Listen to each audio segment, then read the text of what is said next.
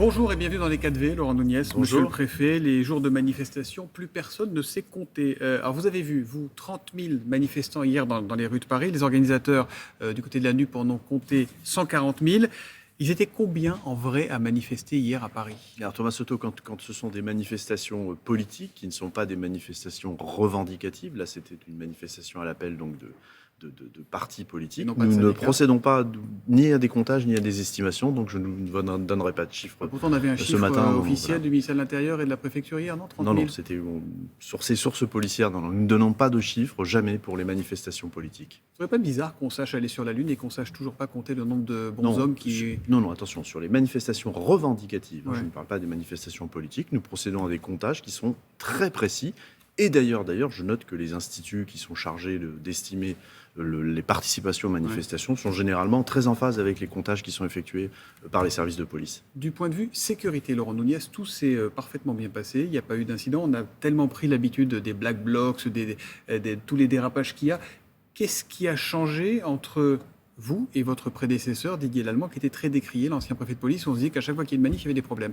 Pourquoi ça c'est un cortège qui n'intéressait pas les protestataires violents ou c'est un changement de méthode? Non, rien n'a changé. Les services de la préfecture de police, le préfet de police, sous l'autorité du ministre de l'Intérieur, sont toujours là pour garantir le bon déroulement des manifestations et interviennent quand il y a des risques d'incidents, d'exactions.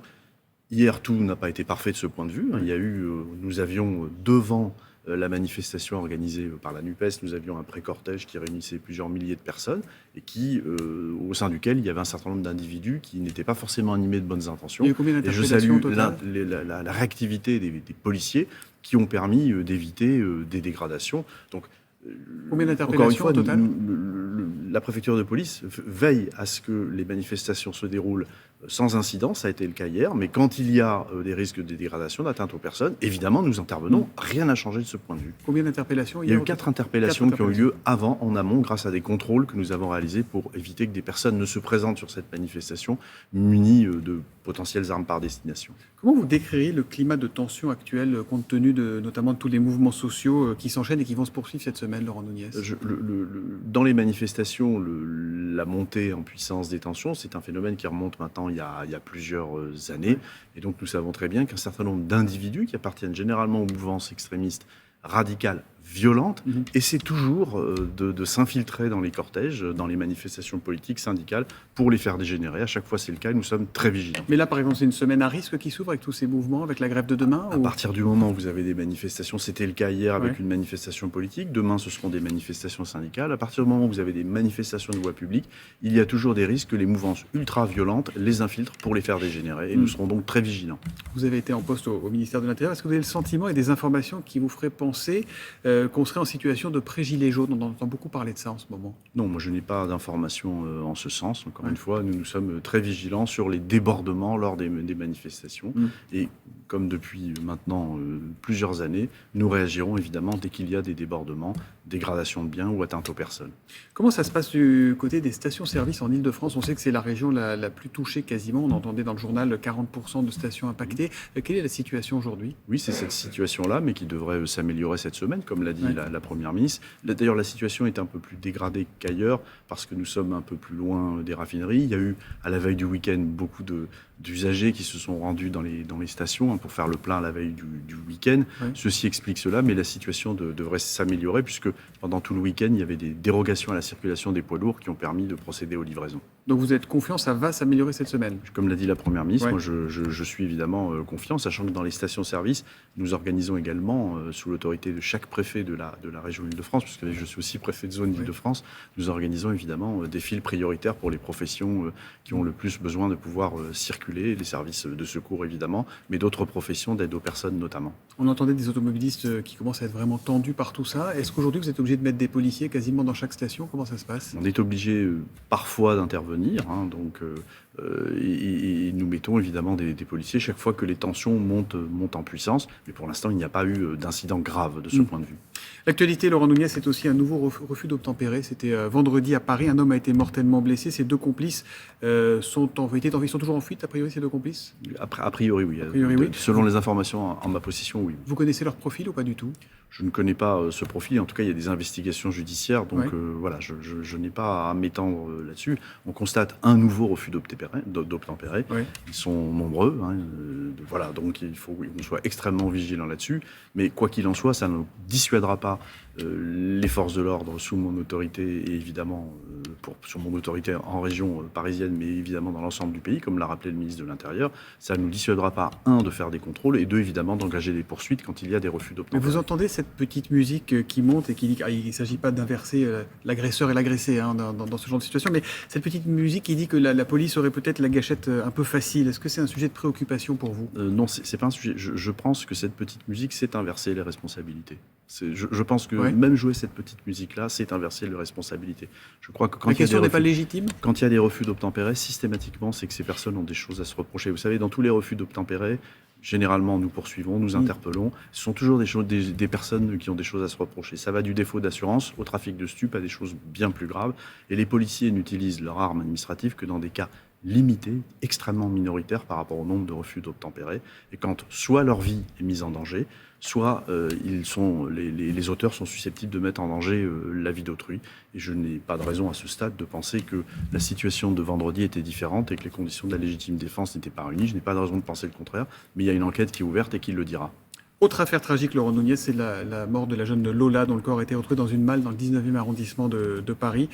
Qu'est-ce que vous dites ce matin à toutes ces familles qui sont inquiètes, très inquiètes, qui se disent « mais en fait, on ne va pas laisser nos enfants sortir, on ne peut plus les laisser sortir ». Qu'est-ce qui se passe? D'abord, c'est une affaire judiciaire. On est d'accord. Évidemment, je ne vais pas la commenter. Moi, je fais confiance aux fonctionnaires de police de la brigade criminelle de la direction régionale de la police judiciaire de la préfecture de police, qui est saisie pour faire toute la lumière sur ce crime atroce. Mais moi, je vous parle du climat d'insécurité que ça fait naître. On est d'accord. Tant qu'on ne connaît pas le mobile de cette affaire, voilà, il est difficile de parler de climat tant qu'on ne connaît pas le mobile. Moi, je ne le connais pas. Il y a des enquêtes judiciaires en cours. Voilà, je crois que ce qu'il faut, c'est avoir surtout une pensée pour cette famille.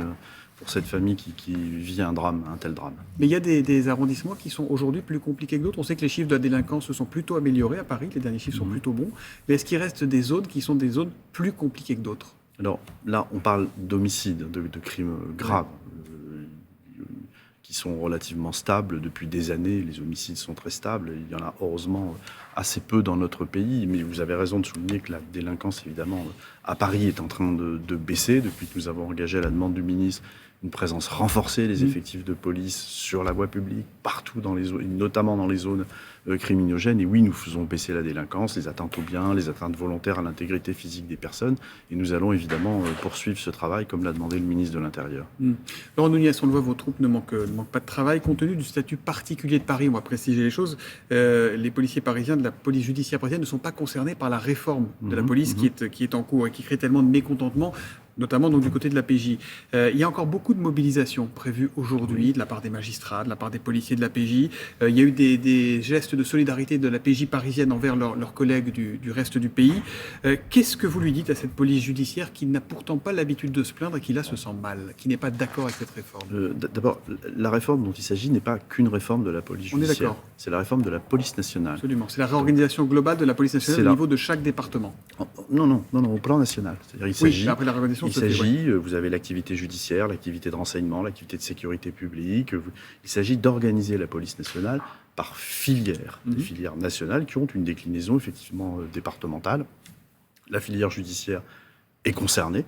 Donc, cette filière, elle est actuellement très éclatée. Évidemment, elle agit sous l'autorité des procureurs de la République, mais elle est très éclatée. Et l'idée, c'est d'avoir une espèce de continuum, une filière unique, où chacun continuera à faire ce qu'il fait actuellement. Évidemment que les services de la DCPJ continueront à travailler sur le haut du spectre, sur la grande criminalité, et puis d'autres services de police judiciaire qui ne sont pas qu'à la police judiciaire. Vous savez que la grande majorité des effectifs qui font de la police judiciaire sont dans d'autres services. Et donc, vous la soutenez, cette réforme aujourd'hui? Bien sûr que je la soutiens. J'entends le ministre a dit que sa porte est ouverte, qu'on pourra continuer à y travailler. Mais vous savez, ça fait 30 ans qu'on en parle. Moi, j'ai un petit peu d'expérience sur ces questions. Ça fait 30 ans qu'on parle de cette réforme. Et le ministre de l'Intérieur a le courage de s'y atteler. Cette réforme, elle est nécessaire. Parce que quand le premier magistrat de France, François Molins, Menace dit « On est en train de casser un truc qui marche ». Oui, enfin, j'ai beaucoup de respect et d'estime pour François Molins, mais on va surtout créer un espèce de continuum au sein de cette filière judiciaire qui n'existe pas. La filière aujourd'hui, elle est éclatée et, elle n'est pas forcément toujours coordonnée. Donc, tout ça se passe sous l'autorité des magistrats. Les préfets ne revendiquent pas la conduite de l'action et de la politique pénale et de l'action judiciaire. Donc, elle sera coordonnée, elle sera rationalisée, mieux organisée. Vous savez, on va se dire la vérité, la préfecture de police, elle fonctionne déjà un peu comme ça. Les services de police judiciaire sont sous une autorité organique. Je ne me mêle pas des affaires judiciaires et on sait créer des continuums entre tous les effectifs chargés de police judiciaire pour être plus efficace. La Direction générale de la gendarmerie nationale est aussi organisée comme cela. Et à ma connaissance, ils ne sont à la fois la DRPJ de l'APP ou la DG, la Direction générale de la gendarmerie nationale, sont plutôt excellents en termes de politique judiciaire et luttent contre la criminalité organisée avec beaucoup d'efficacité. La réforme, vous parliez des magistrats, la réforme va sonner le glas et la mort de la police judiciaire, estime ce matin le secrétaire général de l'Association française des magistrats instructeurs. Il se trompe lui aussi ? Je l'écoutais ce matin, il considérait que les préfets, que la départementalisation allait conduire les préfets à vouloir être informés, surtout se mêler de la politique judiciaire. Ça n'est pas le cas, ça n'est pas la réalité.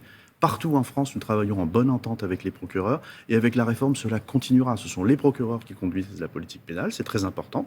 Et vous savez, cet après-midi, par exemple, se tiendra un état-major qui réunira les préfets de la région Île-de-France et l'ensemble des procureurs pour discuter de la façon dont on va s'organiser pour les Jeux Olympiques. On travaille déjà en coordination et les choses ne changeront pas. Allons-y sur les Jeux Olympiques. Cérémonie d'ouverture en extérieur, en public, qui va réunir 400, 500, 600 000 personnes. Ça se fera comme ça ou pas ? Est-ce bien raisonnable ? Alors, les Jeux Olympiques, c'est déjà une grosse mobilisation pour sécuriser les sites, les sites en eux-mêmes, les sites sportifs, les sites d'hébergement. Cette cérémonie d'ouverture. Et puis, il y a la cérémonie d'ouverture, évidemment, à laquelle nous travaillons, qui se fera, donc avec une parade sur la scène. De cette ampleur-là ? Tous les athlètes, de cette ampleur-là. Et nous sommes en train de travailler à la sécurisation du public qui viendra assister à cette cérémonie, la sécurisation des athlètes. Donc les choses se passent dans de bonnes conditions. Et puis nous travaillons aussi à la sécurisation du flux de personnes qui va vouloir se rendre à cette cérémonie. Et pour l'instant, il n'y a évidemment aucune raison d'être inquiet. Et tout se passe bien dans cette préparation. La menace terroriste sera évidemment une préoccupation majeure pour ces JO dans 2 ans. Plus près de nous, où on en est aujourd'hui dans la capitale de cette menace ? La menace terroriste dans la capitale, c'est la même qu'ailleurs sur le territoire national et qu'a rappelé le ministre de l'Intérieur encore récemment. On craint toujours l'action d'individus qui sont déjà sur le territoire national, qui agissent de manière quasi impulsive maintenant. On est dans du classique, de l'habituel. On est dans du classique. Avec les fêtes de fin d'année, dans un petit pic. On est dans du classique, de l'habituel, avec le risque de cette menace endogène d'individus présents sur le territoire national qui pourraient passer à l'action en un trait de temps et sur laquelle se concentrent les services de renseignement. Et toujours, évidemment, beaucoup d'attention portée à la menace exogène, celle qui vient de l'extérieur. On sait très bien que toujours l'État islamique, Al-Qaïda, on sait très bien qu'ils veulent continuer, ils veulent nous attaquer. Ils sont capables de le faire aujourd'hui ? Aujourd'hui, nous pensons que cette attaque est moins probable, mais leur volonté de le faire est là. Et donc, il faut rester extrêmement vigilant. Ça suppose beaucoup de travail des services de renseignement avec tous nos grands partenaires des services de renseignement étrangers. C'est ce qui est fait. Il y a eu des alertes récemment à Paris ? Il n'y a pas eu d'alerte récente, mais il y a eu, je le rappelle quand même, près de 40 attentats, plus déjoués. Depuis 2017, donc c'est énorme. On a mis beaucoup de moyens dans les services de renseignement, dans les services de lutte antiterroriste, ce qui leur permet d'être extrêmement performants. Merci beaucoup Laurent Nunez d'être venu dans les 4V. Merci à vous. Merci beaucoup messieurs.